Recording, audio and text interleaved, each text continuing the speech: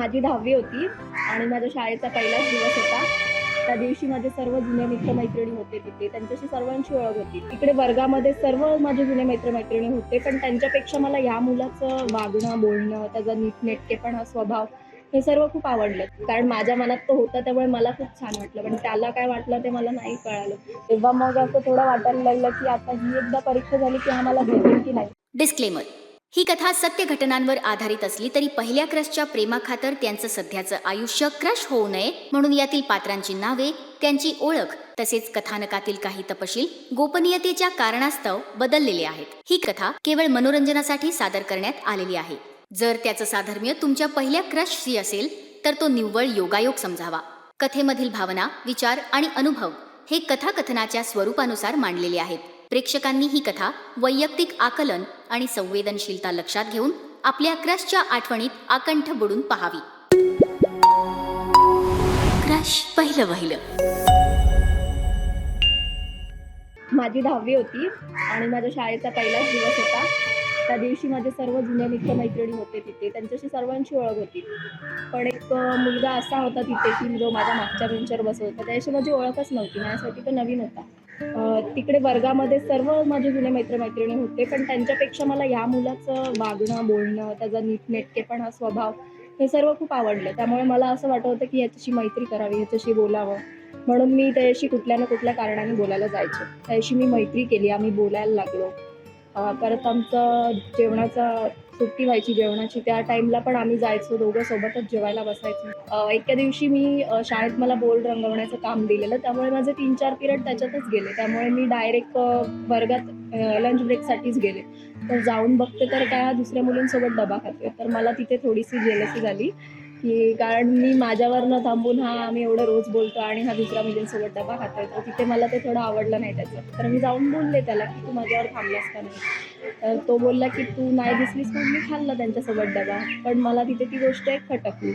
मध्ये 4-5 दिवस तो वर्गात येतच नव्हता आणि शाळेत पण कुठेच दिसत नव्हता. तर माझ्याकडे काही त्याचा कॉन्टॅक्ट नंबर पण नव्हता. त्यामुळे मला एक प्रश्न पडला, की काय झालं? म्हणून मी त्याचा जो खास मित्र आहे त्याच्याकडे मी गेले आणि त्याला विचारलं, की हा येत का नाही? तर तो बोलला, की तो आजारी आहे. म्हणून मी त्याच्या घराचा ॲड्रेस मागितला त्याच्याकडे आणि मग त्याच्या घरी गेले. बघते तर हा खरंच आजारी होता. मग मला बघून तो शॉक झाला, की मी त्याच्या घरी कशी गेले?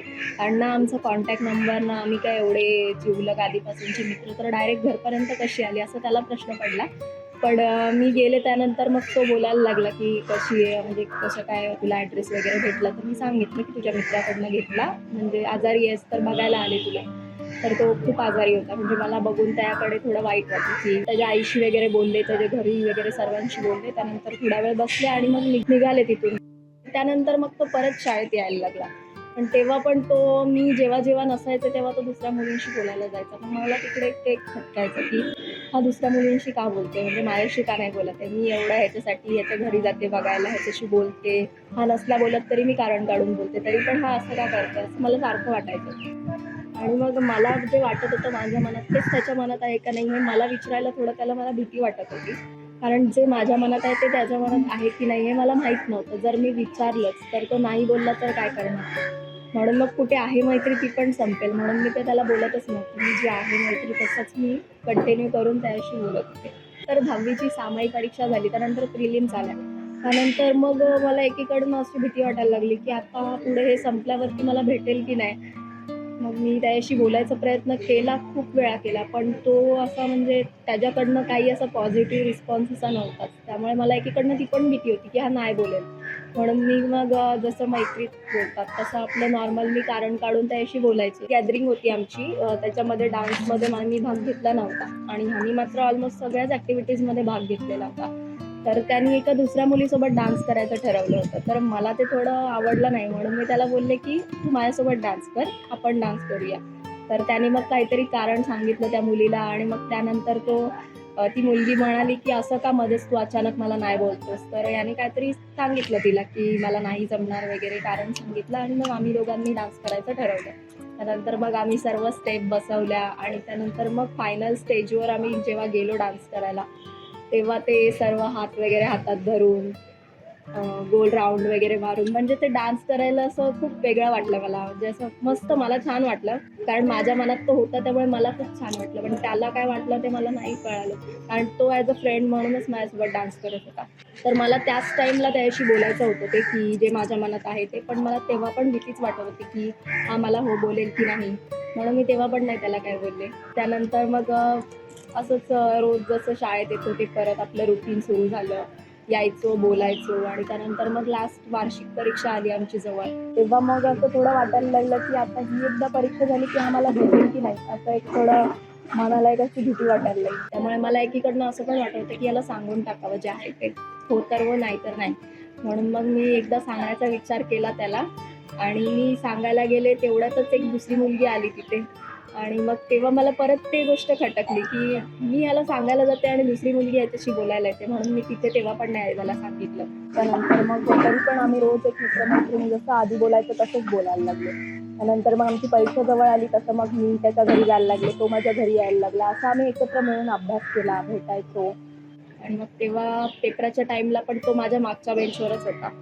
मग तेव्हा पण आम्ही ॲज अ फ्रेंड म्हणून बोलत होतो. आमचे सगळे पेपर वगैरे चांगले गेले. सर्व आम्ही एकमेकांना हेल्प केली, अभ्यास केला, ते सर्व झालं. आणि लास्ट डे होता आमचा पेपरचा. त्या दिवशी पण आम्ही बोललो वगैरे सर्व. एक मित्र-मैत्रिणी मिळून एक पार्टी ठेवलेली.